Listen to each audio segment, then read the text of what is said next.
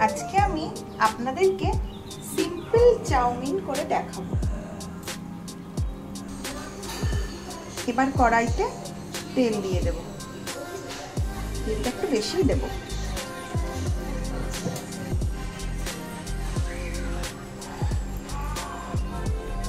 তেলটা গরম হয়ে গেছে, এবার আমি আলুগুলোকে ছেড়ে দেব।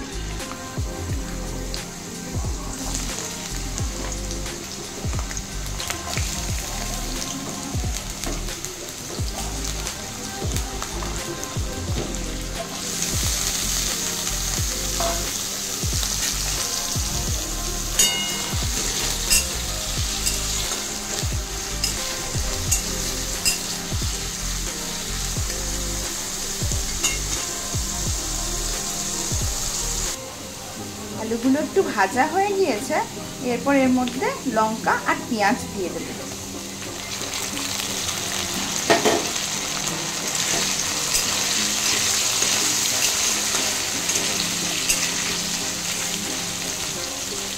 আমি আর কোনো ভেজিস এর মধ্যে দেব না, শুধু আলু, পেঁয়াজ আর লঙ্কা দিয়ে চাউমিনটা হবে।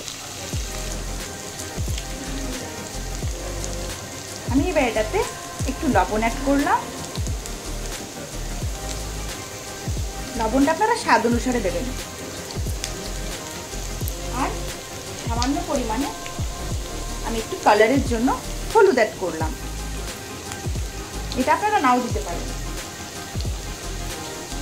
একটা বাউলে জল ফুটছে, আমি সেখানে কিছুটা নুডলস মানে চাউমিন সেদ্ধ করে নিচ্ছি। চাউমিনটা আমি এখানে ফুল সেদ্ধ করে নিয়েছি, এবার আমি জলটা ছেঁকে নেব। এবার আমি মাঝখানটা ফাঁকা করে এখানে একটা ডিম দিয়ে দেব। আমি ডিমটা আলাদা করে ভুজিয়া বানাইনি, আমি এখনই বানাবো ভুজিয়াটা।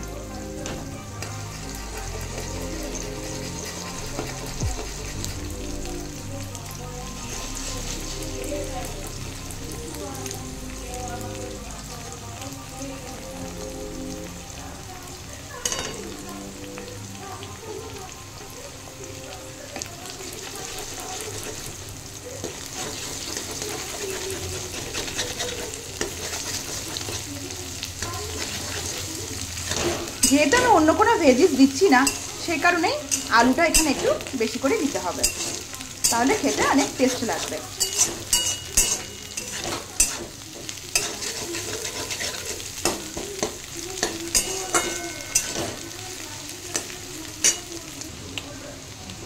এবার আমি গোলমরিচের গুঁড়ো দেব।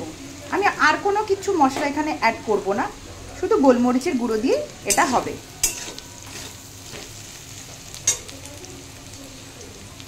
আমি যে চাউমিনটাকে সেদ্ধ করে রেখেছি, এবার সেই চাউমিনটা আমি এই ভাজা আলুর মধ্যে আস্তে আস্তে সব দিয়ে দেব,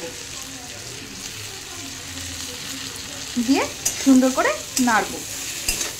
যদি আপনাদের ঘরে সবসময় সমস্ত কিছু ভেজিটেবল না থাকে, তাহলে শুধু আলু আর পেঁয়াজ আর লঙ্কা দিয়ে আর একটু সামান্য গোলমরিচের গুঁড়ো দিয়ে এরকম করে চাউমিন রান্না করে খেয়ে দেখবেন, আশা করি আপনাদের ভালো লাগবে। আর এই রান্নাটি যদি সিম্পলভাবে আপনারা করে খান, দেখবেন শরীরও খুব একটা খারাপ করার কোনো জায়গা থাকবে না।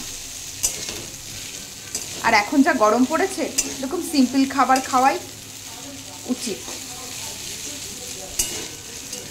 যদি আপনাদের রান্নাটা ভালো লেগে থাকে, তাহলে একটা লাইক, শেয়ার অ্যান্ড সাবস্ক্রাইব করে দেবেন। আর নতুন কোনো ভিডিও নিয়ে আপনাদের সামনে উপস্থিত হওয়ার জন্য আমি আবার নতুন ভিডিও নিয়ে আসব। আজকে মতন এইটুকুই। আমি ফাইনাল চাউটা প্লেটিং করার পর এখানে পিকচারে অ্যাড করে দেব। Thank you for watching my video.